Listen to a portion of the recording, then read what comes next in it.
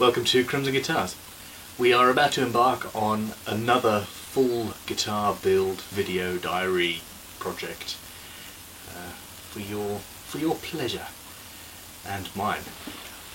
Basically, I'm going to start building a brand new custom guitar. It's an order from a client, and I'm very excited about this build. It's going to be absolutely gorgeous if I do my job correctly.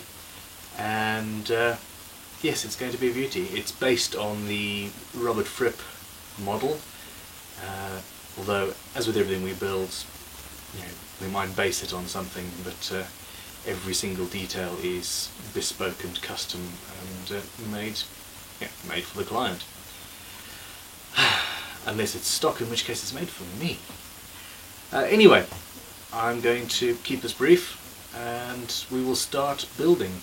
The body is going to be a beautiful solid piece of figured Claro walnut, and the neck a 3-piece rosewood with a quadruple A quality ebony fretboard.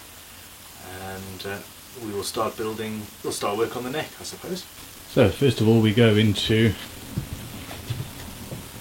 my Timberstorm. Here. We're looking for that actually, rosewood. As you can see, I've got lots of part-made neck blanks. That's a 4-piece Indian rosewood, and actually that there is what I'm after. Let's get some of that out. Yes. So I've pulled out various bits of rosewood that have been in my stores. Hell, these pieces I've had for at least 5 years, probably much longer to be honest. And basically what we're after is a 3-piece, or possibly 4-piece, but probably 3-piece. Rosewood neck, set neck, 24 frets, and despite the fact that we're building a Les Paul inspired instrument, this is going to have a 650mm scale length, which is 3mm longer than a Fender, which will give us lovely basses and all of that jazz. You can't say all that jazz when you're building guitars, can you? It's just a little bit cliched. It's like a violin maker. Anyway, I shall shut up. So, I've pulled all of this out and we're going to see what we have.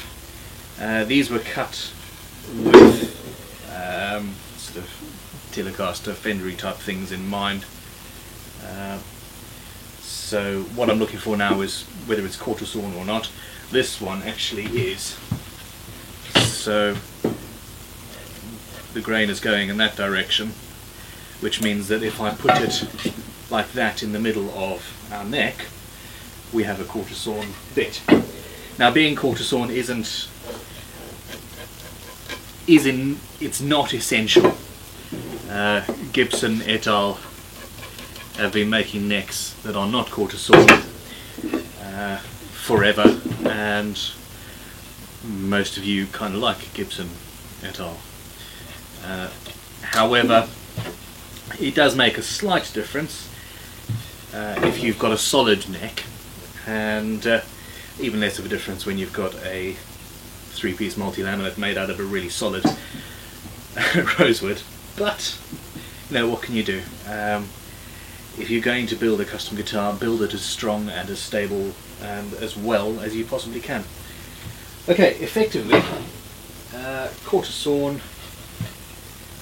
That looks to me to be the best piece. That piece actually is the best piece. And what I'm going to do, set those three aside.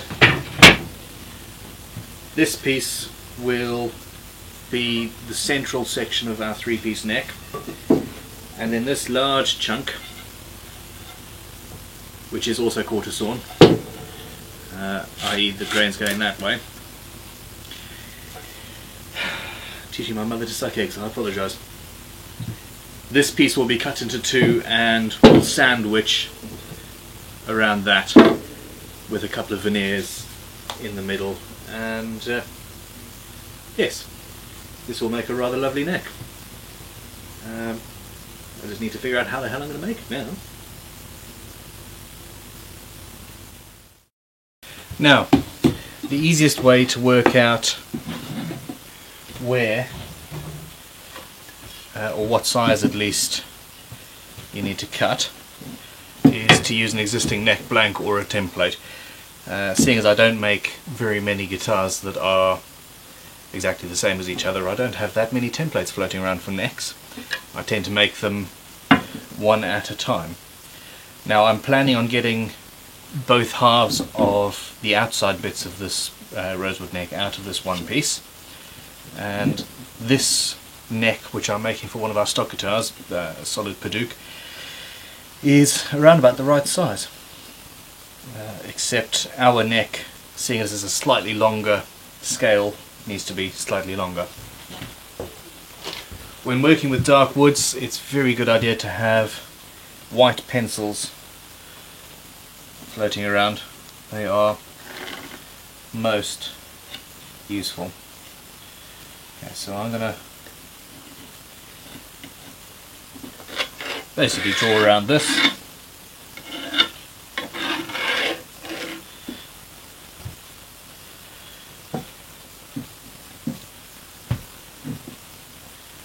Now, I need to think about the grain. If that piece is that way, i.e. this is the top of the neck here, if I cut this in half and there's any twist, and I've cut this second piece in the exact same place, then that twist is only going to be accentuated. If, however, now let me think about this, if however I do it, if I cut it from the opposite side, so the top is there, then the two halves are going to be twisting, if at all, seeing as this has been drying in my timber store for years. If there is a twist and if there is any movement, the two halves will move against each other. So one will go one way, the other will go the other way, and cancel each other out. And that's a very good idea. Let's let us mark that out. Now, this, doing it this way means that I'm going to waste quite a lot of wood, actually. I could quite easily have put that there and done it a much more clever way in which to get another neck blank or another part of a neck blank out. As it is, I've got all of this waste, which, I don't know, I'll use it to make handles for tools, or the handles for fret files or something like that.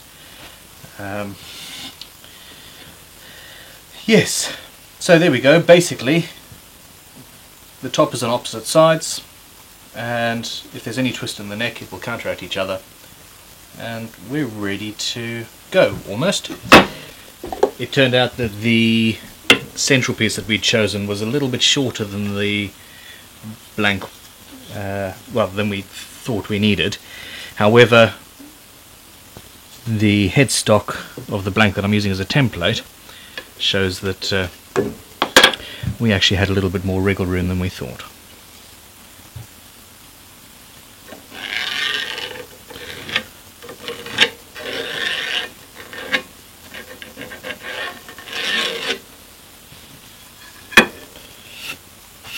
So there we have what we need to cut out.